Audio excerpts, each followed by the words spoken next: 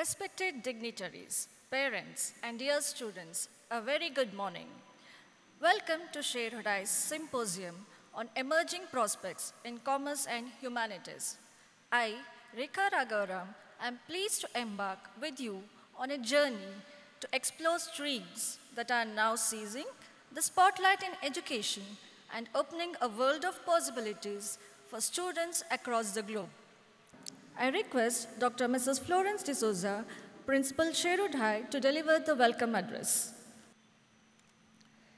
Representatives of the management, Ms. Aisha Nida Nawab and Mr. Syed Ilyas, esteemed guests, special invitees, parents, staff, and dear students, a very good morning. It is with great pleasure that I welcome each one of you to the Symposium on Emerging Prospects in Commerce and Humanities. Today's event promises insightful discussions and a wealth of knowledge shared by our distinguished panel of speakers. As we dwell into the evolving landscape of commerce and humanities, we hope this symposium will be a source of inspiration and valuable information for all attendees. Our esteemed panelists bring a wealth of experience and expertise to the table, offering unique perspectives on the current trends and future opportunities in these dynamic fields. We encourage parents, invitees, and students alike to actively engage with our speakers, fostering an environment of learning and collaboration. Respected panelists, we are grateful for your invaluable contributions to our event today. I wish to take this opportunity to present a sapling and extend a hearty welcome to you.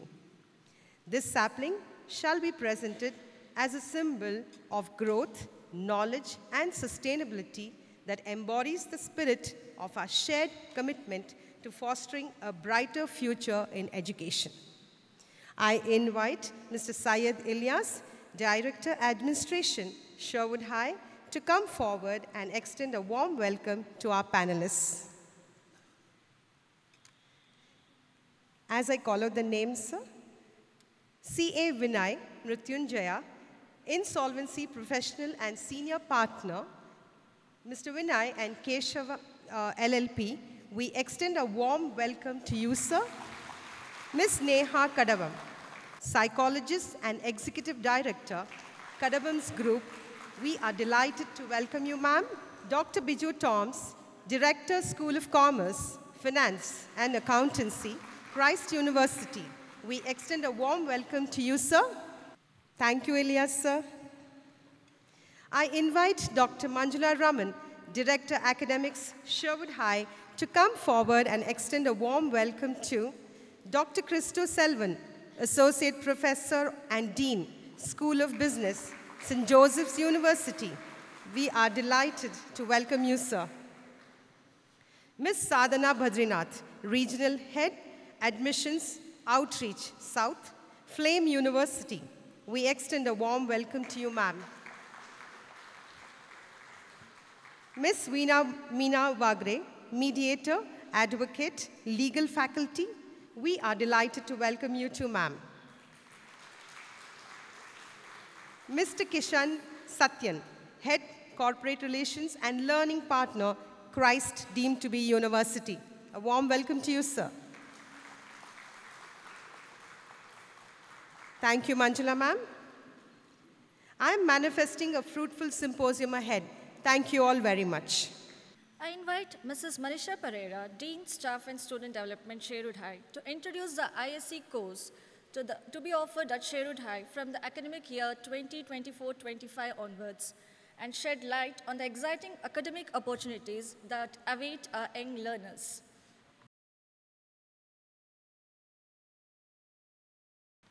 Good morning, respected dignitaries, parents, staff, and students. As we approach the quindecennial milestone since the inception of Sherwood High, we wish to add another feather to our cap.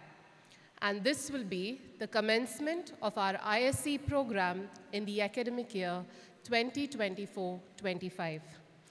The courses offered at the ISC level will be as follows.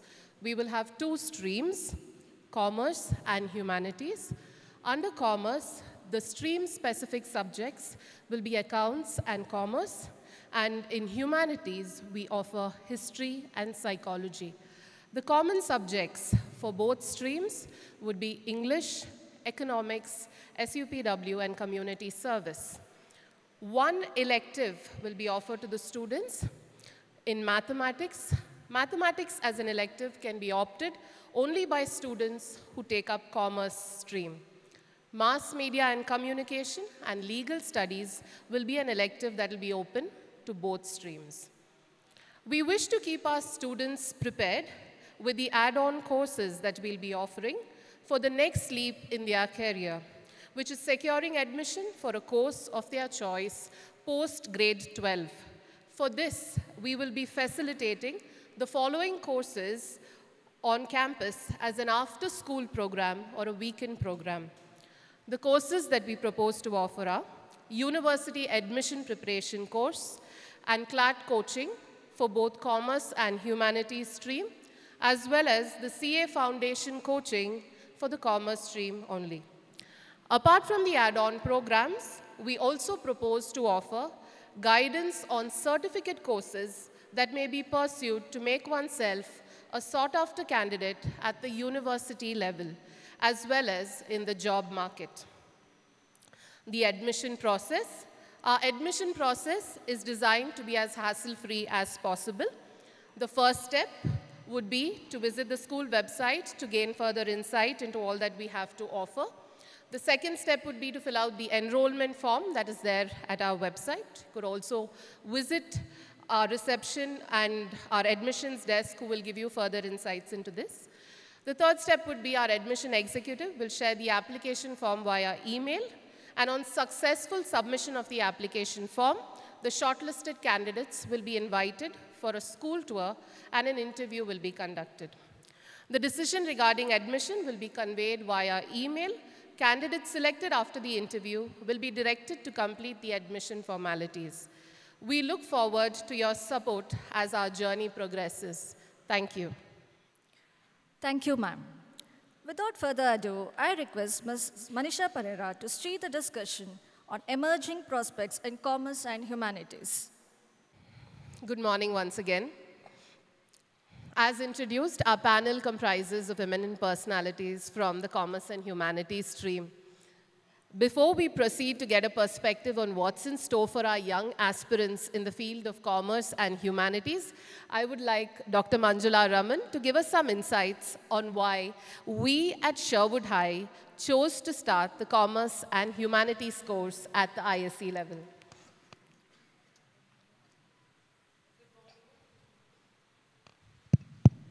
Good morning. It's an absolute pleasure to be starting a new journey. And if you ask me why humanities and commerce at Sherwood High and then choosing ISC, well, the first thing is that we take those paths that have not been trodden as yet. So it's a new journey, it's a new dream. We know that people have a lot of misconceptions about the different boards that we have in the country.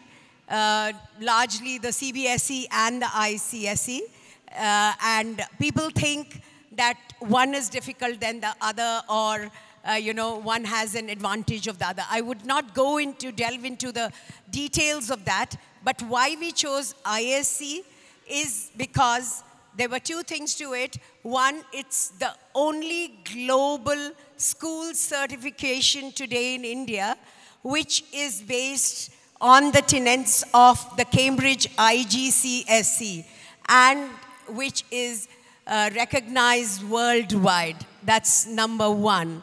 Number 2 is that why commerce and humanities? Well, that's our vision 20 years from now to be relevant to our students who would pass out, maybe the children who are now in class 1.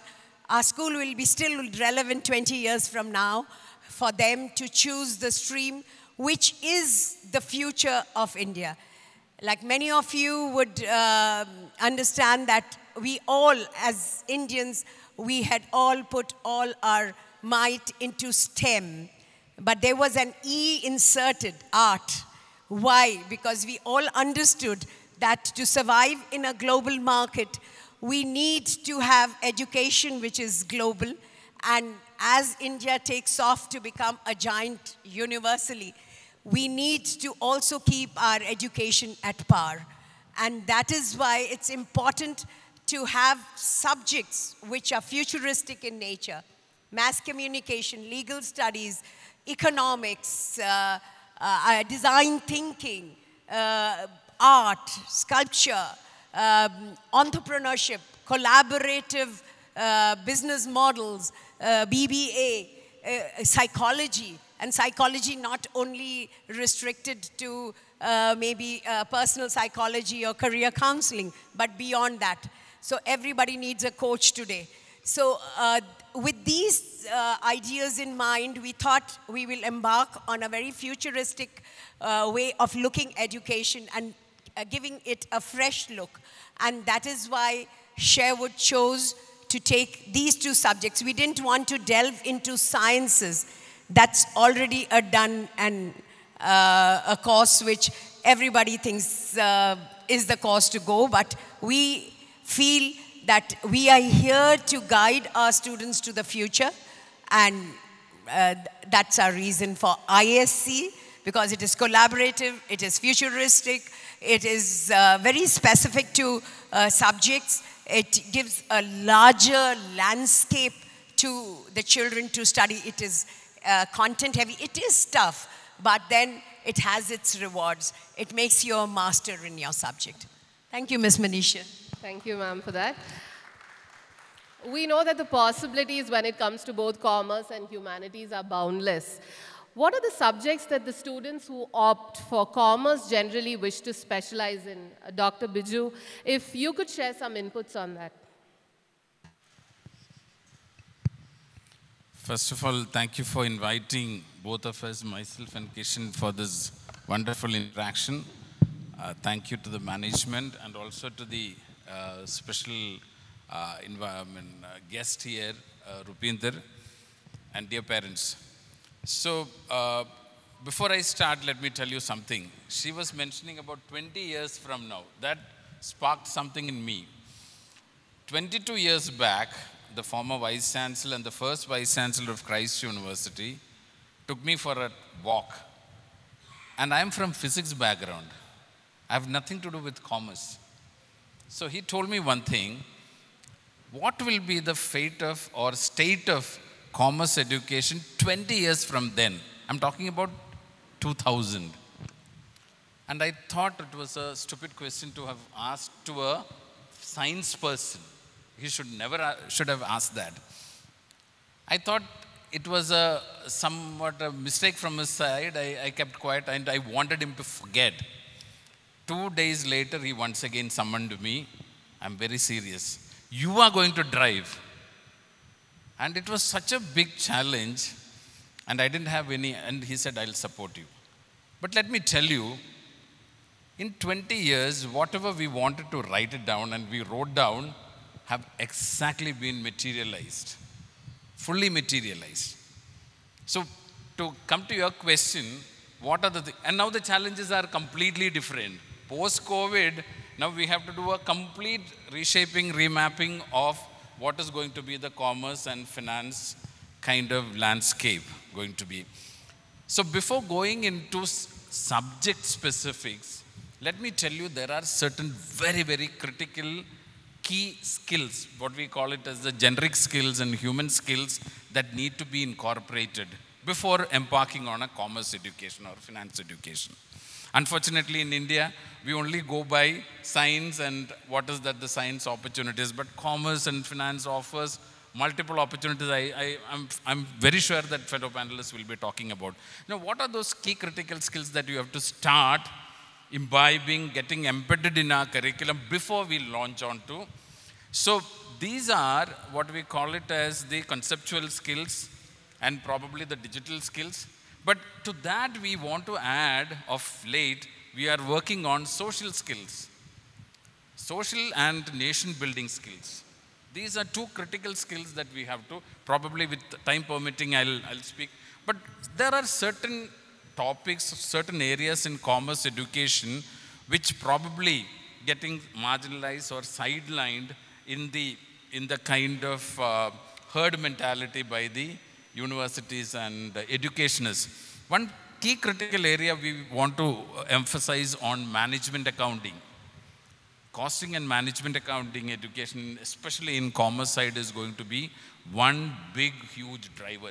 So for that itself, because paucity of time, let me tell you, we wove around a particular undergraduate program called BCom Professional, completely focusing on management accounting. Likewise, there are several such opportunities where subjects have to be looked at, and then you have to. And today, another important thing is, even though we say commerce and finance education, you have to be multidisciplinary in approach.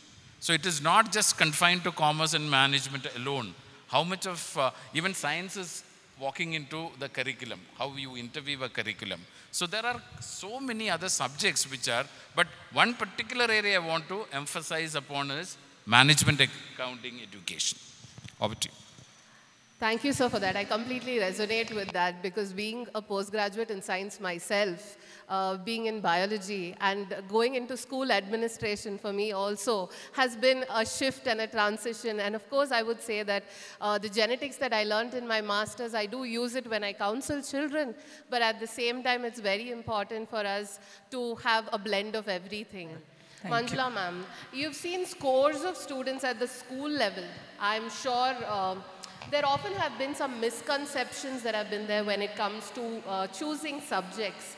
Would you like to share some of those misconceptions and how one can tide over them? Yes, the challenges that I have faced from teachers and parents. First the teachers, then the parents, because the children get influenced by the teachers. Me being a teacher, I know what a challenge it was. So the misconception amongst most students and parents is that we could take science subjects in the 11th and 12th grade. Humanities and commerce, we can take even after that if we wish to take. So take science for the first, whether you have any interest in it, whether you want to pursue it in future, but take science. That's the first misconception here in India.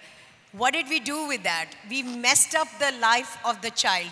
For 2 years, when the child was struggling with physics, chemistry, maths, and biology, when he had no interest or did not want to pursue that, the parents say, okay, we are open to that you will choose some other subject, but now you take science. That's the first misconception, and we have to take out that mindset because a child is unique, as we all agree, and the child will have an interest. So let the child pursue that. And by forcing a child to take science and then jump on to commerce or humanities, I think that's the worst idea anybody could have. Because commerce, you know, it is something, or humanities for that matter, whether it is history or psychology, sociology, legal studies, any subject, you know, that needs to be indoctrinated pretty young. And it would be lovely for a child to learn about it without having a great challenge that, well, you know, what am I going to become in life? The choice itself, if it happens at the age of 14, 15, that is grade 11, I think that shapes the future. And we have to be very futuristic in our thought, not be driven by misconceptions. So I would think that is the first thing that, you know, if you are not going to pursue science, please do not go into the science stream. If you are going to pursue a science subject, you want to get into any of the technical lines, fantastic, do that. But if you are planning to take up something like liberal arts or commerce, it is better to choose those subjects right in the 11th. The second misconception that many have is about boards. Well, that started, I think, 100 years back, when they said that when you go to college, a certain amount of marks will be cut if you are from the, you know, ISC batch, or you are from the IB batch, or you are from the CBSE. this board is good for this, like for example, the entrance exams. Well, the school boards, none of them have adapted to the entrance exam per se, because we are subjective question answers of 3 hours paper. The other one is multiple choice. So none of the boards are ready for that. But then, there is a mindset which says that a certain board is good for. So take your choices as per your strengths, I would say, and do not get driven by misconceptions. So these are the 2 main misconceptions, I would think. Thank you, ma'am. When it comes to university entrance preparation, what according to you, Dr. Christo, would be the kind of readiness that is expected from students? Thank you so much for inviting me to be one of the panelists here, and I wish all the very best to Sherwood for upcoming years. I'm so happy that you started with Commerce and Humanities, because being a commerce person, I'm glad to hear that good news. So I'm from St. Joseph's. Coming to your question is about how to prepare for university. The basic is to the students, those who are here, be subject related, or subject rooted. That is the first and foremost thing.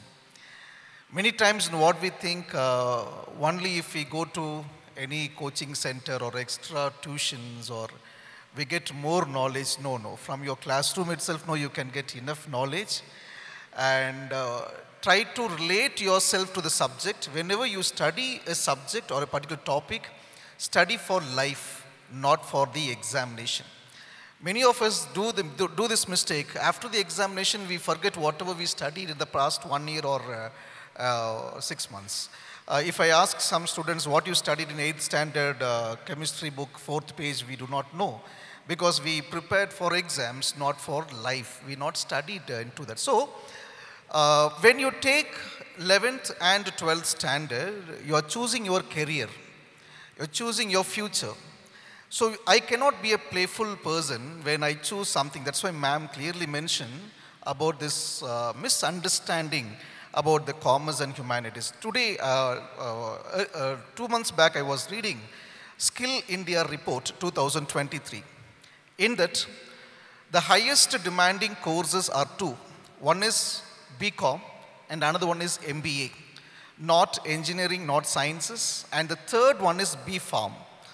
So you can read that PDF, it is online available. It is done by central government. You can study that. So highly demanding course, the main concern is please try to be subject related. Yes, I have studied this. Many of us come for interview, many of you come for interview to St. Joseph's or Christ, whatever the top universities in India. They have 98%, 95% in their records. But if we ask simple questions, no, they couldn't understand how, they do not know how to respond to that. That's why Biju Thomas had told about the management skill.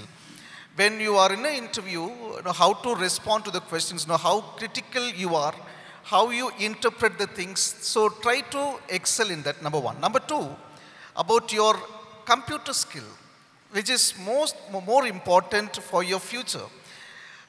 When we studied, there was no computer in campus, colleges, but now you are into computer. You have computer on your hand, in your hand. So you should know how to handle the technology. We have ChatGPT now, and I don't know what ChatGPT, in the initial stage we do not know what going to happen next year, 2024, 25, we do not know. So ready to face the technology trends, whatever coming in, and handle it properly, and also try to excel in that. It is not just reading from the newspapers or from Facebook or WhatsApp messages. Try to understand what are the new techniques, technologies are introduced in the market and how that can be relevant to my study. So spend some time in that. Number 3 is about your communication skill, and also you try to be excel in the industry related things. For example, I don't know, 15 years back, there was no service industry. Now you can see Ola, Uber, Amazon, everything coming under service industry. From now, ma'am and Biju Thomas had told about the 20 years from now. One day, sir was asking a physics student, a father, what going to happen after 20 years?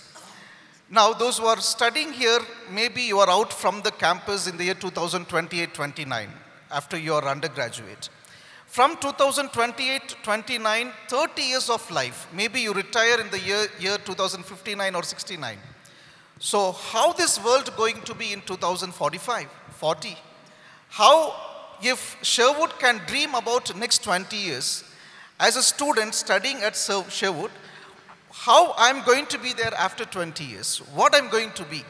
So that understanding is also very important. So read the latest newspapers, and watch at least NDTV Profit or whatever it may be, the business news channels, at least half an hour in a day. You don't need to watch 24 hours, but at least 30 minutes you take time to watch these news channels, and also especially the business channels, which is very important. And we are, because the knowledge, that industry knowledge or the market knowledge is very important. I think these are the main, this is far enough for you to enter into any university. Then the university take care of your studies and your knowledge. Thank you, sir, for that. Having heard from all the academicians and the university experts, Vinay sir, on these lines, it would be wonderful to hear from you as to how the industry has changed in the past decade, and what do you see as the future prospects of the industry? Good morning to all of you. At the outset, I would like to compliment the management of Sherwood for inviting me and giving me an opportunity to share a few of my thoughts. I am neither a teacher, neither am an academician. I am here in front of you as a hardcore professional to share a few of my thoughts on the subject of commerce. I also would like to inform you whatever I am going to speak is my personal opinion, nothing to do with the school management. And second thing, I want to share a few of my thoughts and my experiences which may not be relevant to you, but wherever possible, I want you to implement that. Try to pick up the best points what I am giving with respect to the scope for the subject of commerce. As far as I am here to advocate that there are huge potential for the commerce stream. The question asked is whether the industry has changed in the past. If I have to answer in short, it has changed significantly. The second question asked is, what are the future prospects? If I have to answer in short, prospects are huge and sky is the limit. What are the reasons that the industry has changed? What are the reasons that the prospect for the commerce is more or it's huge? First and foremost point, what we need to consider is, as far as India is concerned, in the last 2 decades, we have seen a huge globalization. Post 2016, we have seen huge digitization with respect to the financial transaction. This has contributed in a huge manner with respect to the economic growth of the country. And none of the panelists I see, they don't have any piece of paper, but I am having it. Because I have made some points, I don't have control on the question what she asked. But there are certain points what I want to answer which can be value addition and relevant to the audience who are present here. So wherever possible, I'll try to make a reference and see my paper if I missed out of any of those points. Coming to the prospects with respect to the commerce and the economic growth, India is the 3rd largest economy growing country in the world. The recent forecast is that India is going to achieve 30 trillion economy in the year 2047. You can assume what is the kind of opportunities we are talking of for the commerce students. Commerce is something which we have to live with it, whether you like it or not. Trade and commerce are the significant aspect in days of life. Lot of answers have been given by other panelists when they were speaking with respect to, I think one reference also was made. I passed out my SSLC in the 1982 did my graduation in 1987, passed my CA in 1990, passed my law in 2007, passed my IBC in 2021. I have seen the entire transformation with respect to the commerce is concerned. In our days, there was no question of asking what stream you want to take. If you are a first class, you go to science. If you are not a first class, you have to go to commerce and arts. And I was not a first class, so I landed up in taking up in the commerce. So now the days have changed. The kind of opportunities what you have is definitely much more in the stream of commerce. I am not getting into the statistics. Even though there are about 14% of them who want to pursue the commerce, but look at the kind of opportunities you get in the threat itself. The mere fact that a small component of people who are opting for commerce, the opportunity is huge for you. If you look at the overall pie, what is the opportunities for the people coming from different background? 70% of opportunities is taken by only 14% of the people who are taking in the commerce. So this speaks about the volumes of the opportunities what is available for the commerce. If I have to tell you with respect to the prospects, there cannot be any country, there cannot be any activity without economics. There cannot be any economics without finance. There cannot be any finance without accounts. There cannot be any accounts without commerce. Commerce deal with money. Money, money, money, sweeter than honey, better than wife and sharper than knife. That's a powerful tool this money is and this commerce is all about. So as far as the future is concerned, the sky is the limit. I don't think anybody should take a second thought with respect to the taking a commerce, whether I will succeed, whether professional opportunities are there. As we progress, probably I'll be answering a little more questions on that. Thank you, ma'am. Thank you, sir. Thank you. Yes, I think we got a lot of insight on how important commerce is. And in the same lines, Ms. Neha, if you could shed some light on how it has been with psychology and what kind of future prospects does a career in psychology hold for our students? I'll start off with what Sir said. Sky is definitely the limit. I think with time, the amount of changes that has happened overall is tremendous. When I picked up psychology, when I chose psychology, I come from a family where everyone as a mandate has only studied commerce. So it was a written thing that I also have to take commerce. And I think I was one of those rebels to say that I can't do too much with numbers. And I said I'm a very people person and I thought psychology. So, and that time when I started 2005, my parents, so that time psychology was under arts. And that time, you know, like Sir said, first you have science, then you have commerce, and then you have arts. So all the people with the least marks take arts. And I took arts, and I think that was a little bit of a trauma for my parents. But however, they were very supportive. They said, if that's what you want and you're sure of it, go ahead. And I took up psychology then. Today I can definitely say they're very proud of who I am and what I do. That time, I was the first person in my entire family to take up psychology. And after me, I know so many of them who've taken psychology. So I can definitely vouch and say that the potential and the career opportunities that are there in the field of psychology has grown tremendously. COVID also, I think, has been a time where mental health got a lot of spotlight because of the kind of issues that all of us have gone through. With time, the amount of changes all of us have had to go through, a lot of globalization, a lot of technological advancements. Today, psychology is not limited only to counseling sessions or therapy sessions in a room, right? It goes way beyond. So counseling and therapy happens online. There are a lot of teletherapy options. There are a lot of mental health apps. And psychology goes beyond just counseling sessions and therapy, right? Today, I can't say every, but every field has a psychologist that they need on board. Marketing, there is psychology to it, right? even when you're doing any of the work, but the moment your mind is not in place, be it in any field, you need a psychologist. Workplace, you need a psychologist. Schools, you need a psychologist. Colleges, you need psychologists. Various industries. So the amount of opportunities with awareness, technological advancements, and reduced stigma has definitely increased the opportunities in the field of psychology multifolds. So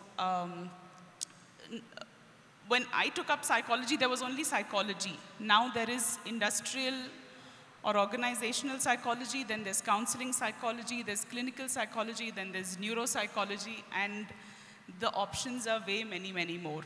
And hence, the opportunities also are that much more. Thank you, ma'am, for that. And has this seeped into the legal studies as well? Ms. Meena, if you could throw some light on that.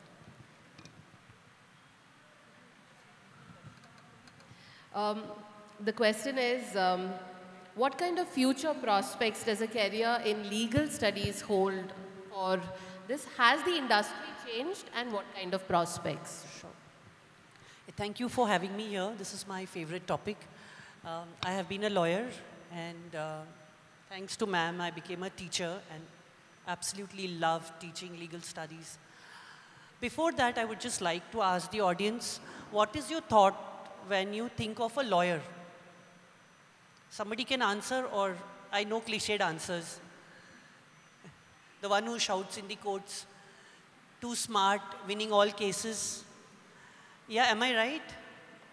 You know, and many of you, I think students also, or I think parents who are here would think that I'm not cut out to be a lawyer because I'm too shy, or, you know, I don't have this analytical mindset. You know, all those cliched ideas we have about lawyers. So first, I would like to say that, I'll start with saying that to be a good lawyer is not about just shouting in courts. Literally, my husband also believed that, you know, I don't shout, so I can't be a good lawyer.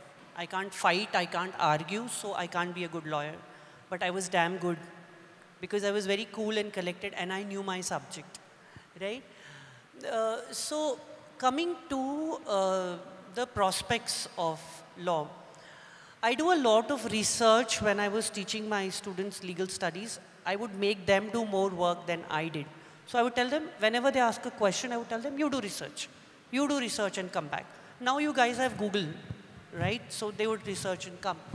So last 2 years back, when we did the research about careers in law, we came up with 32 options. 32 options where you can actually earn and make a living in the legal area. It's not about litigating lawyers alone. You don't have to go through the whole gamut of assisting a senior, go to law court, stand there endless hours, and then make a mark, get yourself a Rolls Royce after 25 years of practice. It's not like that anymore.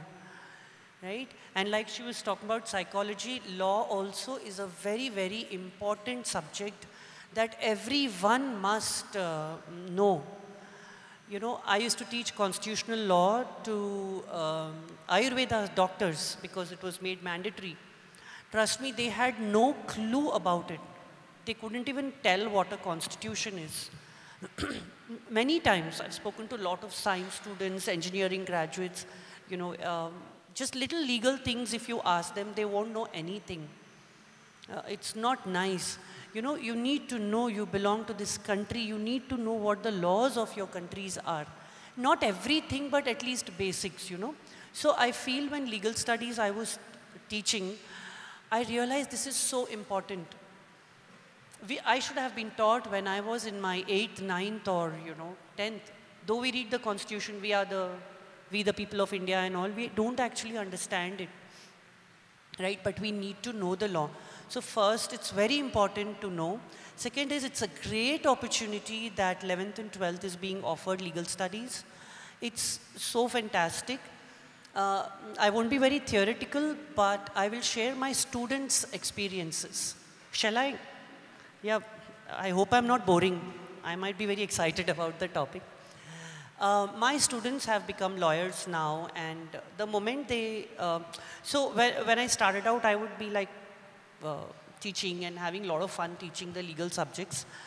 But most of the students would take it out of curiosity or, arts diya hai, chalo join karte hain types.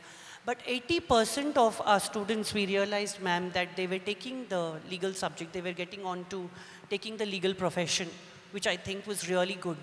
Because the subject is styled really well. And they went through all the aspects of law. The subject covers very beautifully. And they took to law. And most of the time, I keep in touch with all my students. They tell me, ma'am, we have a head start in our class. We know our subject so well. We know transfer of property. We know contracts so well. The foundation has been so good. Even till 5th year, some topics have been included in the legal studies subject, and the students has a bird's eye view of everything. So the success story is my students who say that, we are glad we took to legal studies.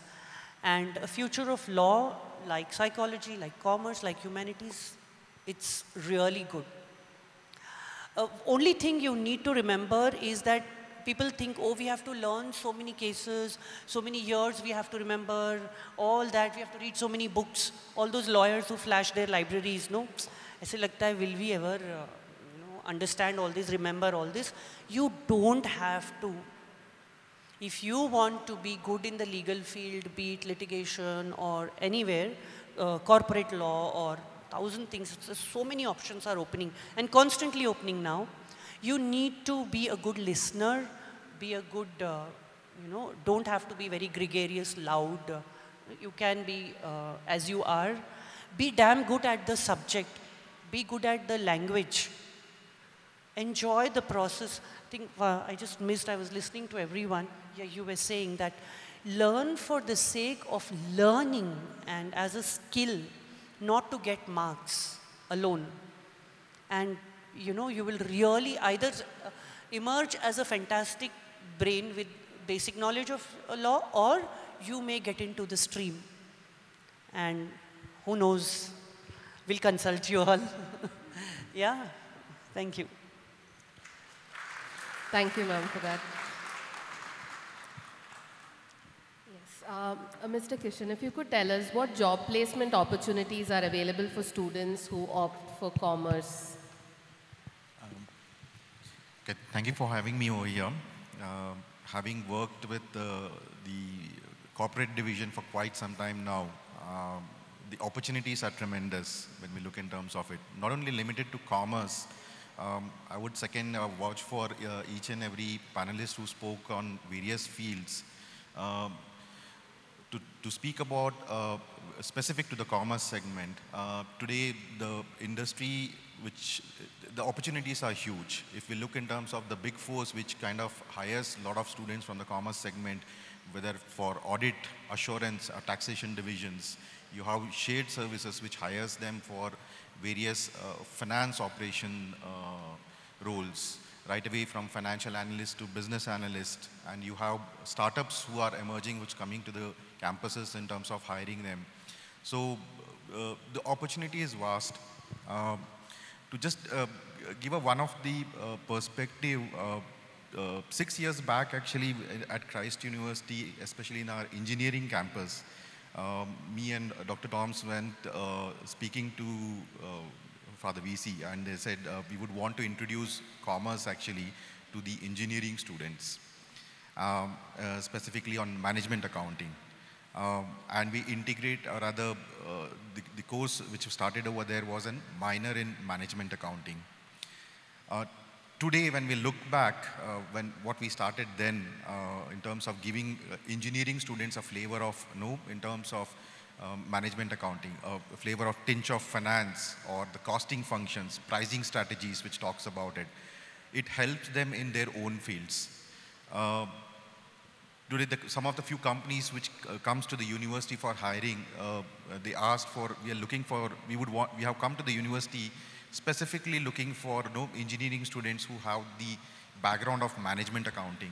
So, I mean, that tells in terms of what we thought then to now, how it has, come. So, it's quite a huge and a vast field. Opportunities are tremendous, and do in terms of commerce is not just one segment. Earlier, it used to be as a last option. There are multiple options which are there, segments, domains, companies which are emerging. So it's a great field to be in. Thank you. Thank you, sir. Vinay, sir, we heard so much about the prospects of commerce right from you and from all our other panelists. Do you think there's a dearth in talent? I mean, we know the prospects are huge, but do you think there's a dearth in talent? And if yes, according to you, what is the reason for this?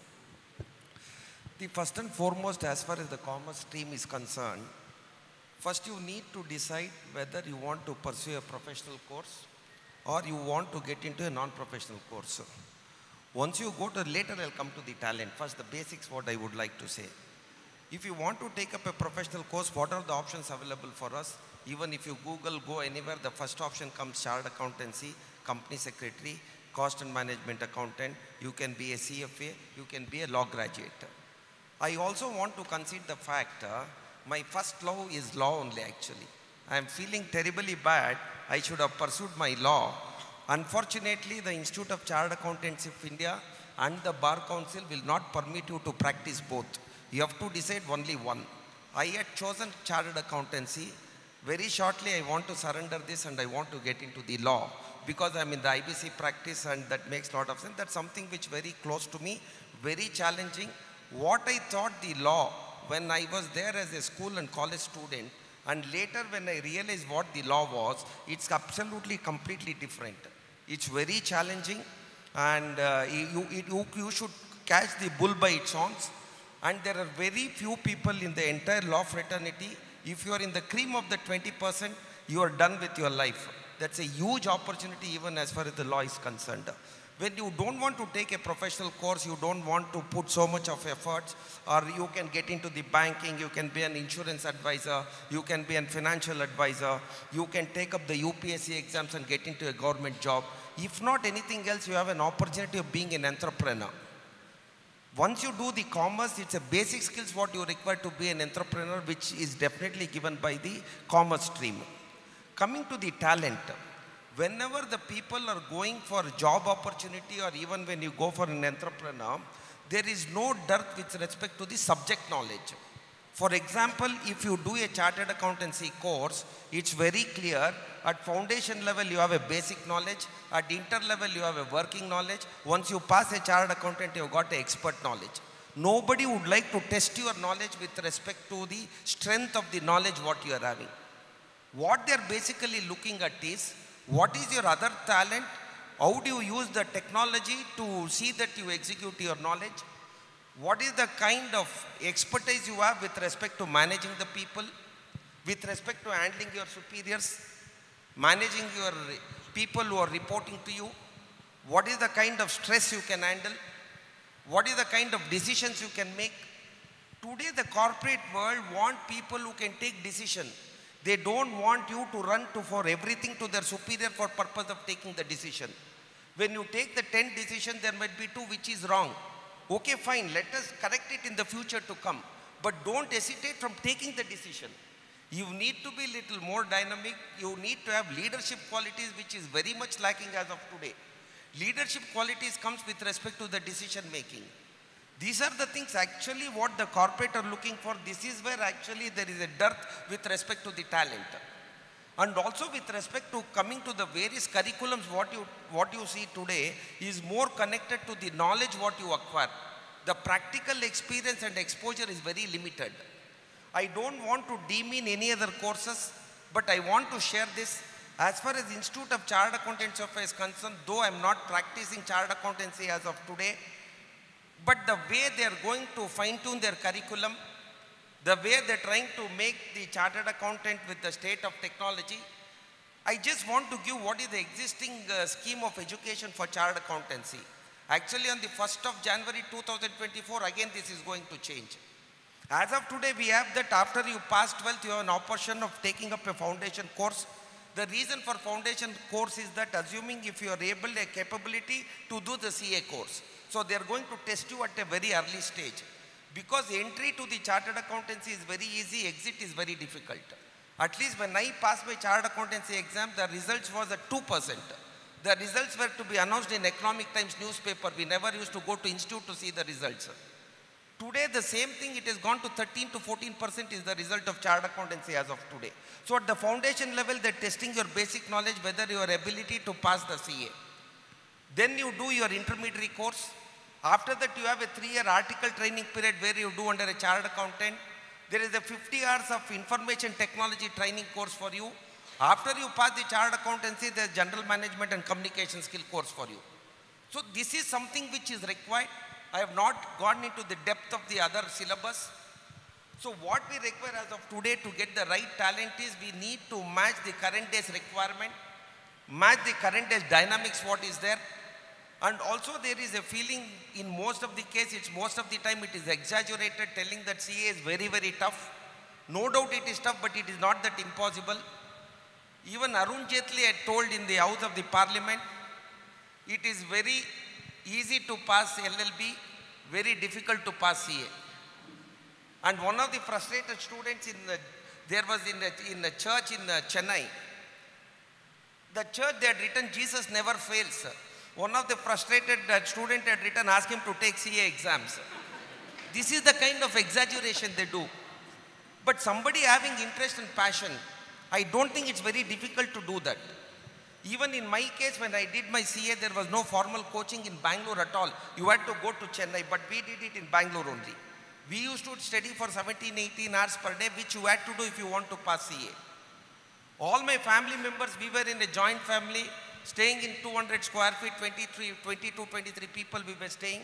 They were feeling pity for me, he's working so hard. But other way it was, I was enjoying what I was doing. I was passionately doing that. So I suggest that each of the kids who are the parents here, allow them to do what they like. Let them do what they like, what they enjoy, what they're passionate about. When they do that, there is no stress for the student. They're going to do it very passionately. And one more challenge for the commerce is concerned, unlike I don't deem in any other courses. In the commerce, you have to learn, you have to unlearn, you have to relearn. The example of that, when I did my chartered accountancy course, there was something called as this Monopoly Trade Restrictive Act, Foreign Exchange Regulation Act was there, Wealth Tax Act was there, Gift Tax Act was there. I have studied for 17, 18 hours every day. One night Parliament decided this law will not be enforced. 25 years of passing my CA, Parliament introduces GST laws, Goods and Service Trade Law, which was not part of my subject at all. My 30-40% of my revenue is going to come from this GST laws today for me. So I have to relearn the entire thing. One of the biggest legislation of the country, the Indian corporate law, which is having about 659 sections. We studied the corporate law of 1956. 2013, they reintroduced the new corporate law. So we had to unlearn and relearn whatever the new provisions were brought in. So the commerce will have the challenge for you. There is no end for you to upgrade your knowledge. There is no end for you to upgrade your technological skills.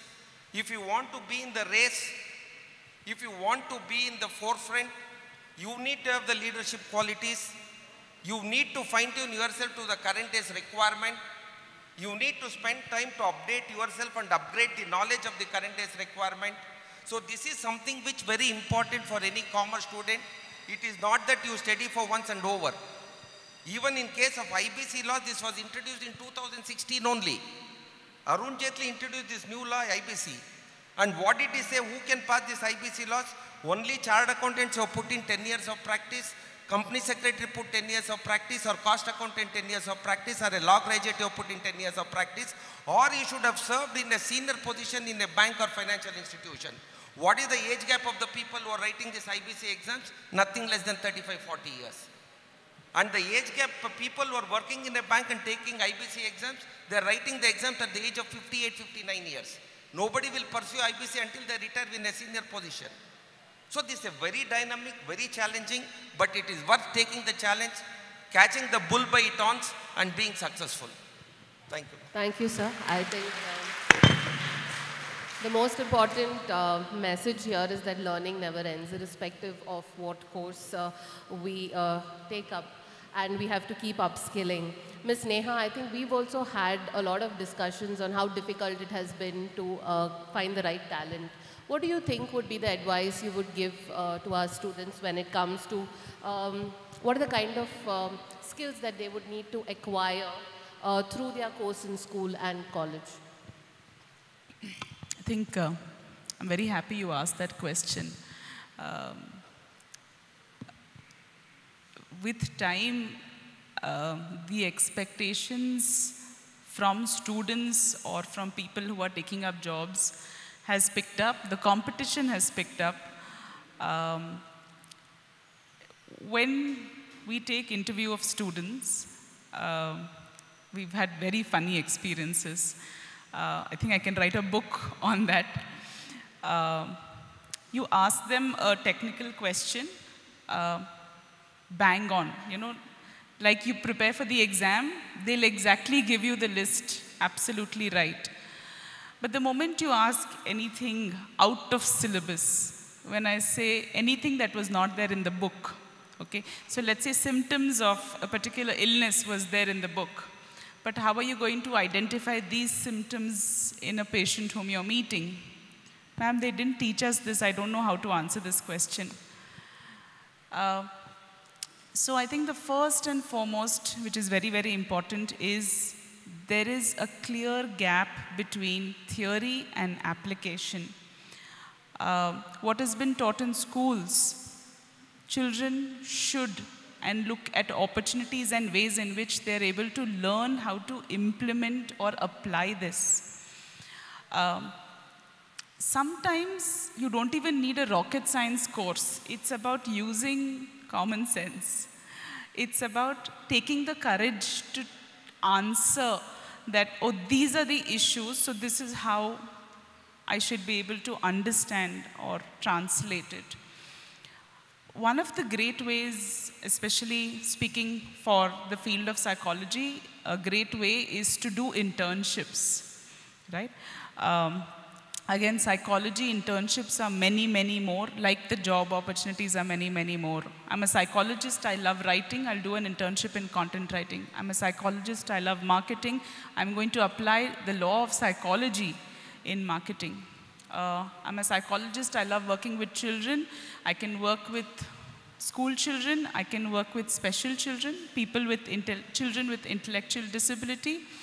So I can be a special educator, I can be an ABA therapist. I love working with senior citizen populations, so geriatrics counseling, that's another area.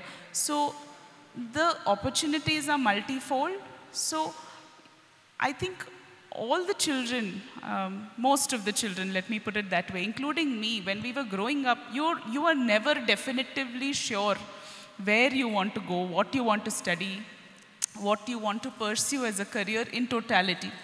Maybe even if it's, say, just commerce or law or psychology, you have to find your niche interest as you move on. It could even be teaching psychology.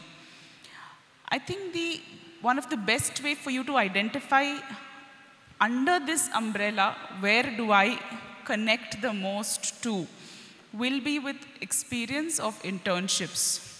So I do an internship at a rehab center to understand if I want to become a rehabilitation psychologist. I work with children to see if I want to be a child psychologist, special educator, ABA therapist, etc. I work at a marketing firm. I work at another firm. So take multiple internship options. You have a lot of mental health apps and portals where counseling is provided online. So do that. That could be an internship opportunity. Another internship opportunity could be at corporates, so multifold. So while internships is one of the ways for you to sharpen your skills, I think beyond that, what is also very, very important is soft skills. I think the technical knowledge is something that we are all aware of, we all strive for, but beyond that, it's a lot more than just that. How you're able to present yourself. Basics, again, psychology, where I work a lot with children, starts with decision making very early in life. You're able to do certain decisions early in life, and you know, as you move on, you're able to acquire that as a soft skill that you have.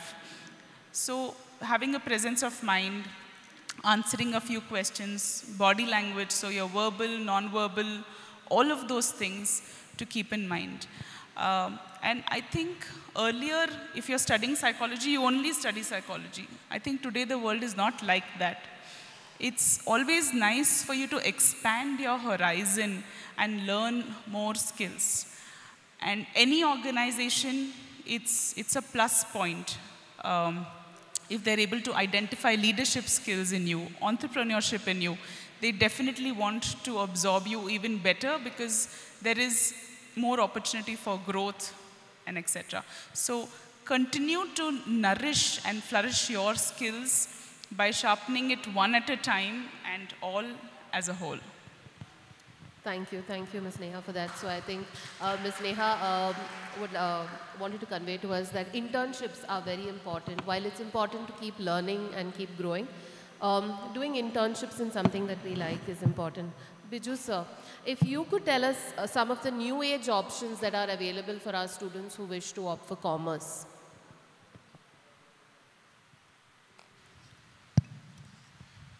So today, a lot of opportunities are there, and as such, challenges are there. So one way that the students and the educators have to look at is, we should also look at international opportunities. So for having this particular perspective, you should look at, we say that you should have global perspectives as well as international mobility. Because not many of our student community are going to stay back.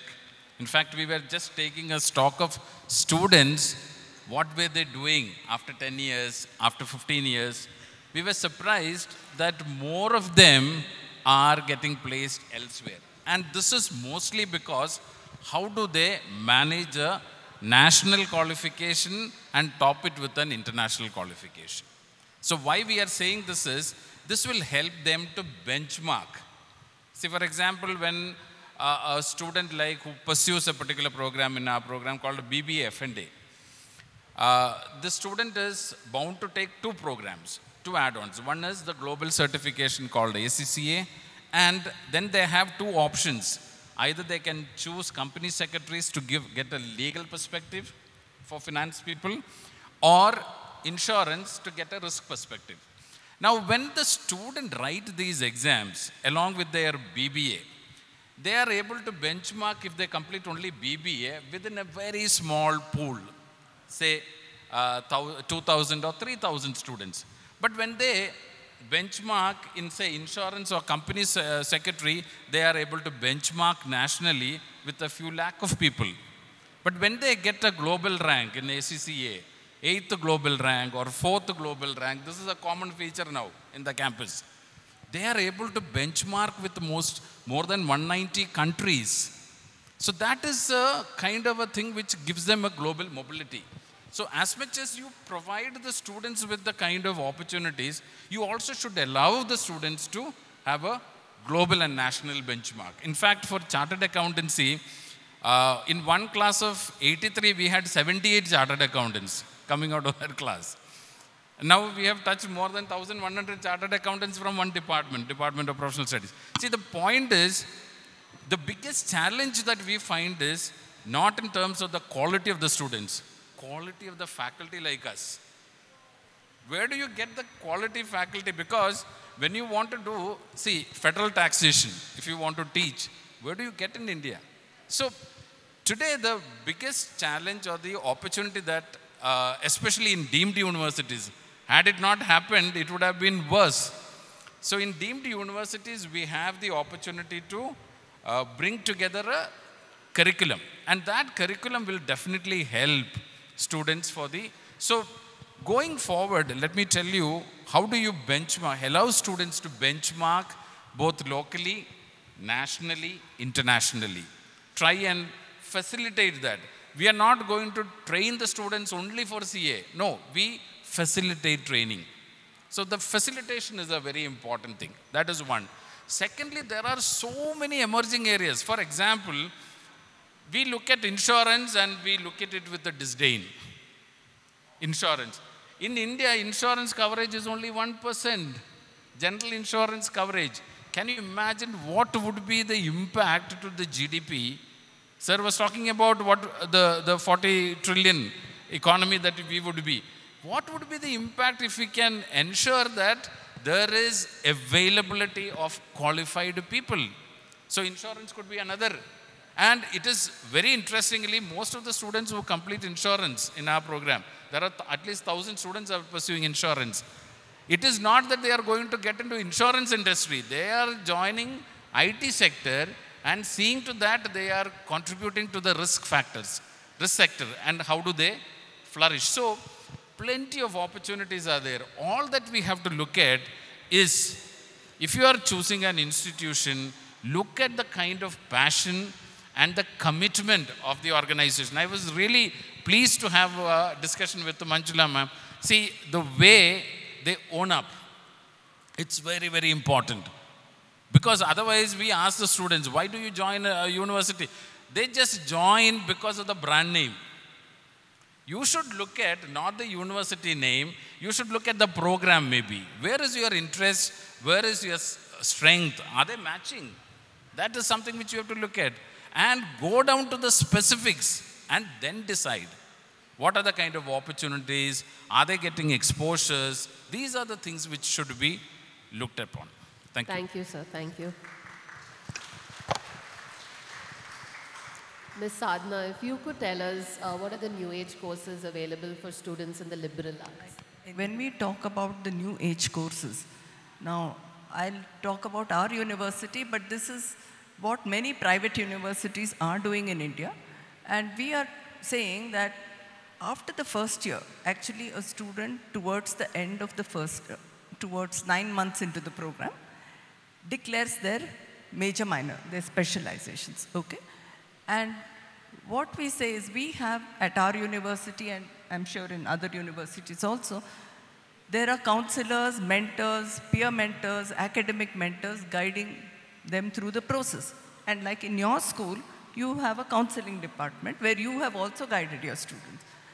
So a child or a student has gone through so much of experience and gone through so many areas of knowledge to make a more informed choice about the major. When I say use the word major, here I mean primary area of specialization. Now, in the area of humanities, I mean, I can give you 1 or 2 examples, like since we spoke about psychology, like we have a student who did a major in economics and a minor in psychology. And the career that, the job offer that he got was in a strategy, analytics, and technology consulting firm. So what we are saying is, your major, when we are talking about whether commerce or humanities or whatever, your major is a given. You know, that's your expertise domain is a given. But in addition to that, to solve a complex problem in our own lives are multi-dimensional, right? And so we believe that so should your education be. And so the breadth of knowledge to solve a problem, a real work problem or a life problem, you will be drawing courses from various disciplines. So the breadth of knowledge becomes very important. Then value-added courses, experiential learning courses. So we make it mandatory for students before they go in for placements to go and work with a corporate or whatever area of careers that they want to choose, work for 2 months and then decide, well, that's what I need to do. And these are some interesting outcomes where, you know, especially in consulting, students very enamored by the big 4 and, you know, anybody you ask, I want, and even in psychology for that matter, the first, do you offer clinical psychology? Now, as she rightly says, we offer the breadth in psychology. So you can do a major in psychology and get into any sector, you know, is what we are saying. So there is, so you can do a psychology major with an environmental studies minor, or you can do public policy with, and there is law integrated in all of these. So is there environmental law? Is there environmental psychology? Is there international studies with public policy is a great option. Now we have a student who did psychology with literary and cultural studies. Now this professor is a Stanford professor at Flame University, where the course is literature and cultural studies combined, okay? And this student has gone to do a master's in design. So what I'm saying is, if you have the breadth of knowledge, and in India, I think the other university colleagues of mine here and all of you will agree with me, the kind of rigor the schools put and the kind of rigor that we have, you know, many times a student doing a major is pursuing a master's. You know, so what I'm saying is beyond all of this, we are talking about the skills. Many of us spoke about skills, and I think we need to prepare children right from school with the 21st century skills that are so essential for their success. And as I believe, I strongly believe, being a life skills person, I strongly believe that each child is so unique. And self-awareness, self-reflection should start early from school, from say 10th, 9th stand, or even earlier, like even with a young child. You know, as mothers, we don't give a choice to our children. I mean, as parents, I would say fathers, mothers, okay? Gender. Do you want to eat bhindi or aloo? From there it starts. You don't give them a choice at that young age. And then we decide or try to shape their careers. And I would also say, I mean, let's look at all of us in our own lives now, and with the advancement in medicine, people are going to live up to, we have met people who are 100 years old also, right? So careers are changing, technology is changing, AI is taking over so many things. And how do you decide on a career, definite career path, like what you were talking about? Things are changing, and we need to learn for life. Unlearn, learn. And when taught differently, maybe you like the subject. So these are experiential learning courses. And then the sustainable development goals. Do you have empathy towards the environment? So that should be integrated. Sports, so important for success in life. So have you integrated sports in your curriculum? So we have, at Flame, sports is mandatory. And the joke is, if you don't have attendance in sports, you're not permitted to take the term exam. You know, I mean, like, it's attendance in sports also mandatory. And so what we are saying is that prepare not for one particular humanities course. Be ready to enjoy this whole journey of learning and gain breadth of knowledge. Make connections, everything is interdisciplinary. Make connections across disciplines. Like some are interdisciplinary. I mean, the core courses, like, for instance, academic writing, if you take an example, it is interdisciplinary irrespective of what major you do, right? And there are so many which are and then it can be multidisciplinary, or some of the courses transcends across disciplines, right? So this is what we're talking about. And as businesses go borderless, students need to prepare for to work in a multicultural places. Right? One important question that we often get asked is, what would benefit the students who opt for legal studies right from grade 11 versus opting for legal studies at the college level? So, Ms. Meena, would you like to shed some light on this?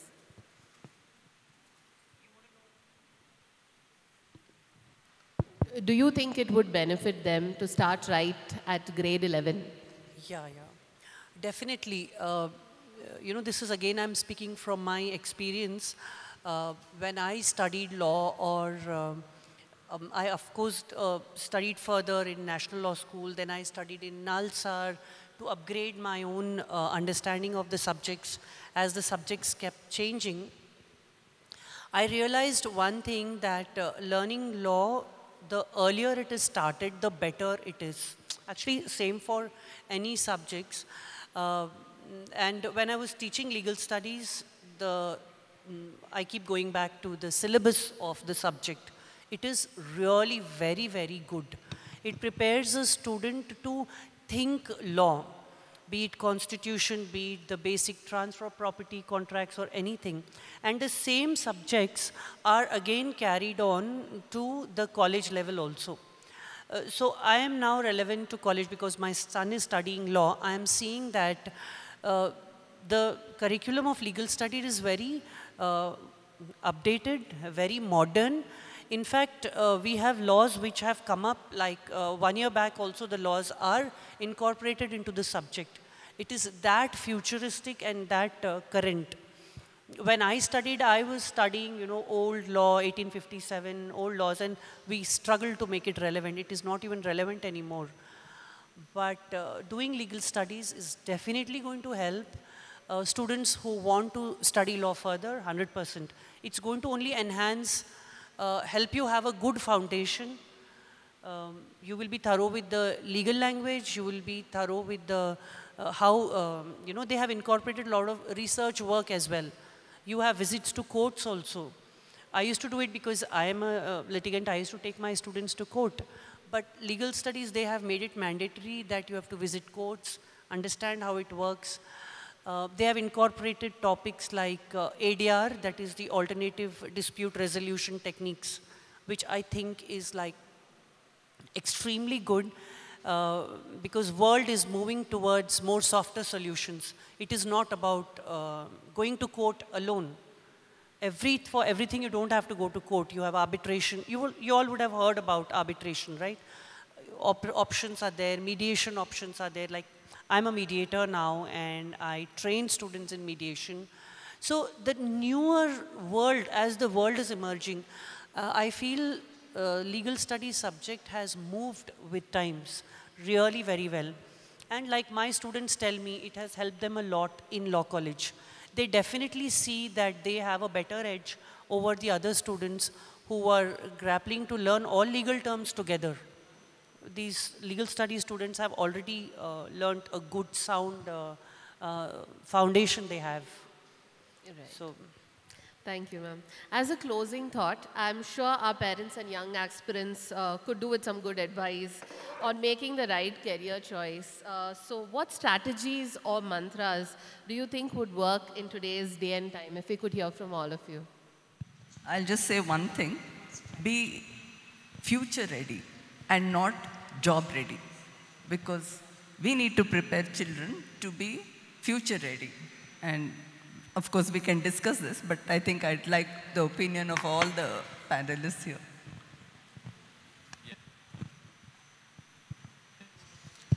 See, as much as students have to be future ready, institutions also have to be future ready.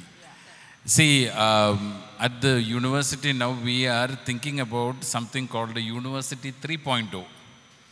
In that, what we are looking at is every student, in fact, one of the panelists, I think, madam, you said, if there are 30 or 35,000 students, especially in our campus, around 35,000 students are there. Can each of the student have a customized, individualized learning? It is not the number that matters. Is the institution providing that opportunity? Second is, we are now seriously looking at this, can we have education, learning, training outside the campus? It should not be confined within the campus. It should be outside the campus. And in fact, we have planned out some 4 or 5 nationwide program where we are looking at nation building skills, social skills, and so on. So these are the kind of things which will definitely, for example, financial literacy program. We are looking at Suraksha Chakra, which is on whether can we do it a pan-India program on insurance. So many of such opportunities are given so that each of the student, depending on the strength and the aptitude, can take it up and then identify a growth trajectory for themselves. So this is the university side, how the exposure can be given, how facilities can be provided. For a student, the most important thing is openness and willingness to learn. If that is there, then outer sky is the limit. Thank you. Adding to that point, I think while universities are doing their best to provide that many opportunities for students, I think as students, I will tell only one thing. Not everything will walk up and come to you. So it's very important that you are ready to grab the opportunities that come your way, take up all the add-on courses that are there, add-on certificate courses, and not only academic oriented, but even your extracurricular activities of organizing a fest to everything, because that's when you're going to holistically expose yourself to various opportunities and acquire a lot of these soft skills. So very, very important. Now the opportunities are not limited to in-campus, in-class, right? The opportunities are humongous. I mean, universities are looking at opportunities outside. There are a lot of online opportunities. So don't restrict to yourself to say that, oh, I just go to school or college and I come back and that's about it. Try and explore the humongous opportunities that are there. I think that's what's going to really put you ahead of the race. I would like to answer this little differently. I want to go back to little basics before getting into the mantra of getting a job. How a career can be shaped for a student is what I would like to take on this. The first and foremost, what we need to do as a parents is we need to look at strengths and weaknesses of the student, as very rightly mentioned in the opening remarks. We are not trying to give them an opportunity. We are actually curbing their talent by forcing upon something which the parents want to do for the student. Second thing is, how many of us are telling our children if they want to enter into politics and become a leader? I don't think any one of us would like to even motivate them to do that, which as a country we require good leaders today. How many of the leaders whom we are having today are educated, you tell me? What we are looking is typically as an Indian middle class family, including me, we want to be safe getting a 10 to 5 job. We want children to be happy, 10 to 5 job, be happy with that. We are actually trying to curb the talent of the children, which we should not do. I think we need to allow them to take little risk. But it should be a risk which should be a very calculated risk and which should be a monitored risk. It should not go out of hands. But try to give an opportunity for your kids what they want to do. And don't judge them with the performance what they have done up to 10th. What they do up to 10th is something which you have forced them. Whether they want to study geography, physics, biology, we don't know. But what they study after 10th and 12th is something which they like to take up what they love to do. So don't judge by what they have scored up to 10th. Now what they want to pursue, encourage them to do that, which is going to be very important. In my opinion, we should not curb them. As far as the opportunities is concerned, I'm sure I've been repeatedly telling you, whatever they pursue, the way the country is growing, the way the economy is, the kind of technological changes we are seeing. Earlier was the days where we are looking at generation change. Now they forget about generation to generation. 1 year to 1 year there is a change. I want to share a small example with you. When Ilyas requested me to be the panelist, I accepted on that day. I totally forgot till yesterday morning because I saw that I have to come today morning. I casually discussed with my two sons who both are pursuing commerce. One is doing a CA final, one is doing second BCom. I casually discussed with them, I want you to give me some input from your perspective, what is the opportunities for commerce. My elder son told me, you please let me know what you want, send me a mail, I'll give you very details of what I can do. My younger son, what he told me, you send me a WhatsApp, I'll give you some bullet points, what I think is right. And the age difference between both of them is only 6 years. Forget about 6 years, even 1 year to year there is a changes, the way they pursue, they look at it. So it is more important we as a parent understand them and motivate them what they want to do and allow them to pursue what they want to do in life.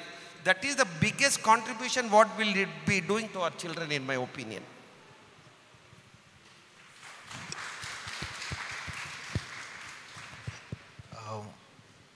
Few suggestions from my side. It's good to see parents and students sitting together and listening us how to travel in the next 2 years or 5 years. It's very important. My concern is, I think this supposed to start either in the standard 8th or 9th itself, to prepare or else to read more about this, not after choosing something. Yes, we are telling let whatever the child's decide or passion or whatever, let them travel in that way. But give some inputs on that. I think all the schools must have a program with, again, parents and the students, because parents are the behind screen motivator to their kids. So we need to train, not a training, but at least a orientation or awareness to be given, at least in the 9th standard and the 10th standard, one day maybe. That is one suggestion. And another one is, now universities are in schools. Earlier it was not happened, it never happened. When I studied school, no university people came to the school and given anything to us. But I could see many universities are coming to schools now. That is really good. When we studied in the 1990s at colleges, we were talking about there's a huge gap between industry and the schools, colleges. Now, I think industry already in universities, we already collaborated with many industries and we're running courses.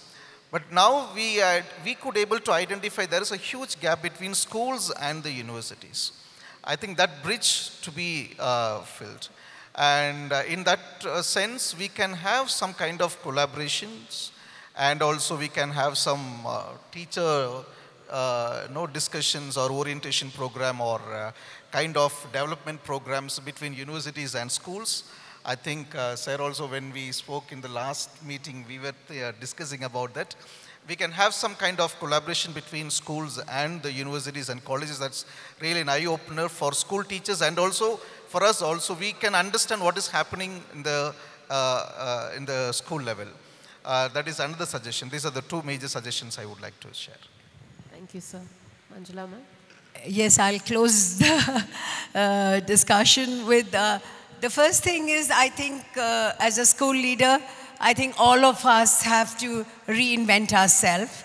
It's wonderful that we all have realized that it's all about collaboration between schools, colleges, and industry.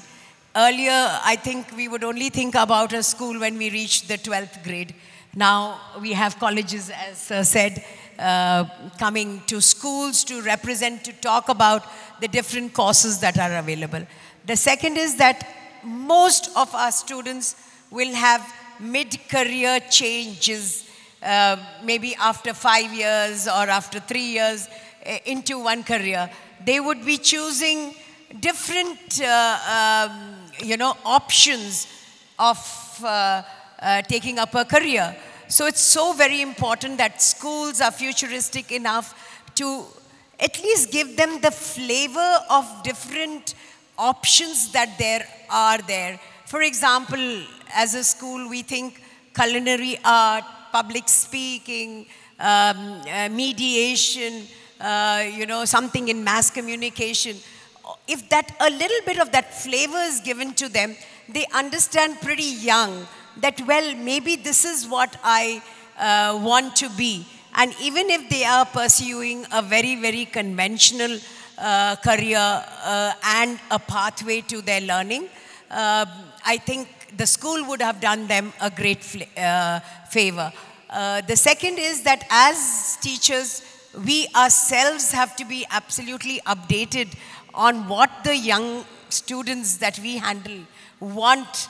If I say 20, it would be a long journey, but at least 5 years. So we have to keep ourselves abreast with that. We just cannot think that, our students are going to wait for some agency to come and tell them that. I think all of us have to be very, very updated. And we have to be lifelong learners and people who are curious to know, because otherwise we'll be fossiled. Thank you. Thank you. I think with that we come to an end of this discussion. Over to you, Ms. Rekha. Indeed, the discussion today has been an enlightening one. As the symposium comes to its conclusion, on behalf of the management, academic leadership, staff of Sherwood, I express sincere gratitude to our esteemed panelists who, despite their busy schedules, spent their valuable time sharing precious insights that have undoubtedly broadened our perspectives. I extend a heartfelt gratitude to our audience. Dear parents and guardians, we are truly grateful for your support. Dear students, thank you for being our driving force. You encourage us to do better each day. I wish to take a moment to appreciate all members of Sherwood High who have contributed towards making this symposium a success. May the insight gained today inspire us to explore new horizons in commerce and humanities. Thank you all for joining us and wish you a wonderful weekend.